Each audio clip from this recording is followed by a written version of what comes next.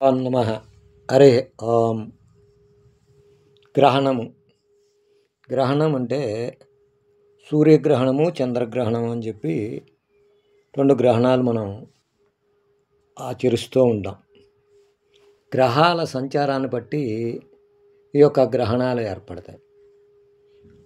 రాహుగ్రహ సంబంధమైనటువంటివి కొన్ని, కేతుగ్రహ సంబంధమైనటువంటివి కొన్ని ఈ గ్రహణాలు ఏర్పడుతూ ఉంటాయి. రాహుగ్రహం ద్వారా సంభవించిన గ్రహణాన్ని రాహుగ్రస్త గ్రహణమని, కేతువు ద్వారా సంభవించిన గ్రహణాన్ని కేతుగ్రస్త గ్రహణం అని చెప్పి సంబోధిస్తూ ఉంటాం. ఈ గ్రహణాలు కొన్ని సంపూర్ణ గ్రహణాలుగా ఉంటాయి. అంటే పూర్తిగా బింబం మొత్తం అంతా కూడా ఆ యొక్క ఛాయతో ఆక్రమించబడింది. దాన్ని సంపూర్ణ గ్రహణం అంటాం. కానీ ఆ యొక్క బింబంలో కొద్ది భాగాన్ని మాత్రమే ఆక్రమించే గ్రహణాలు కొన్ని వస్తాయి. దాన్ని కచ్ఛన్న గ్రహణము అంటాం. ఇవి రెండు కూడా సూర్యగ్రహణంలోనూ చంద్రగ్రహణంలోనూ కూడా ఈ 2 రకాల కన్నా కూడా గ్రహణాలు సంభవిస్తూ ఉంటాయి. ముఖ్యంగా ఈ సంవత్సరం సెప్టెంబర్ 7వ తారీఖు ఆదివారం, అంటే రేపు రాత్రి చంద్రగ్రహణం ఏర్పడుతుంది. చంద్రగ్రహణం ఎప్పుడు కూడా పౌర్ణమి నాడే వస్తుంది. సూర్యగ్రహణం ఎప్పుడు కూడా అమావాస్య నాడు వస్తుంది. అలాగే రేపు పౌర్ణమి కనుక రేపు చంద్రగ్రహణం ఏర్పడుతుంది. రేపు రాత్రి 9:50 ఈ గ్రహణ స్పర్శ ప్రారంభమవుతుంది. 9:50 ప్రారంభించి రాత్రి 1:31 వరకు ఈ గ్రహణం పరిసమాప్తమవుతుంది. 9:50 ప్రారంభమైన గ్రహణం 1:31 వరకు కూడా ఉంటుందన్నమాట. అంటే 3:41 ఈ గ్రహణం కాలం ఉంటుంది. ఈ గ్రహణ కాలం ఉన్మీల కాలం అంటారు. ఉన్మీల కాలం అంటే 10:58 ఉన్మీల కాలం, అంటే 1:08 ఉన్మీల కాలం.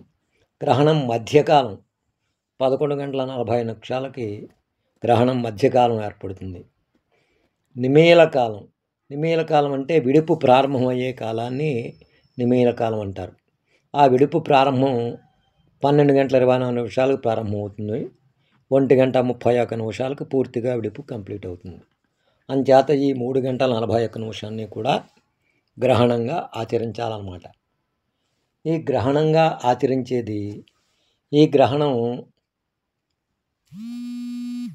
కుంభరాశిలో ప్రారంభమైంది. కుంభరాశి వాళ్ళకి సంబంధించిన బట్టి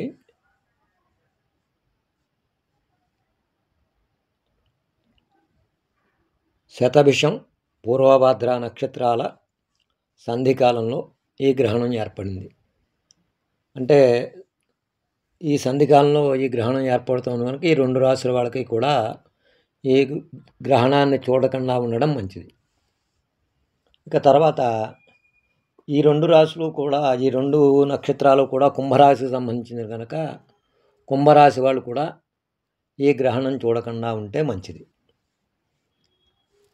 ఎందుకంటే ఈ గ్రహణానికి గ్రహణ శాంతి చేసుకోవాల్సిన అవసరం ఉంటుంది కనుక ఈ నక్షత్రాల వాళ్ళు శతభిషం, పూర్వభద్ర నక్షత్రం వాళ్ళు గ్రహణ శాంతి జరుపుకోవాలి. ఇది రాత్రి వేళ చంద్రగ్రహణం కనుక మరుసటి రోజు ఉదయాన్నే స్నానం చేసి గ్రహణ శాంతి చేసుకోవాలి.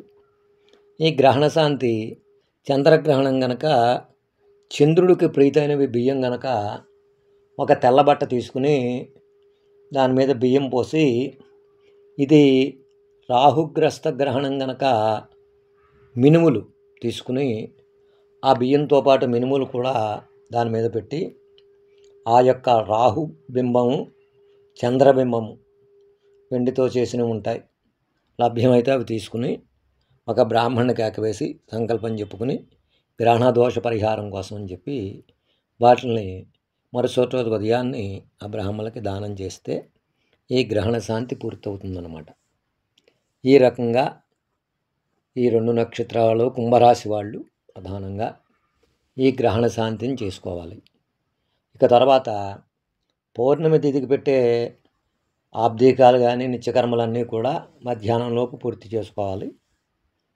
ఇక సర్వజనులు కూడా సూర్యాస్తమానంలోపు ఘన పదార్థం ఏమన్నా తినేవాళ్ళు సూర్యాస్తమానంలోపు పూర్తి చేసుకుని సూర్యాస్తమాన అనంతరం ఘన పదార్థాలు ఏమీ కూడా తీసుకోకుండా ఉండడం శ్రేయస్కరం.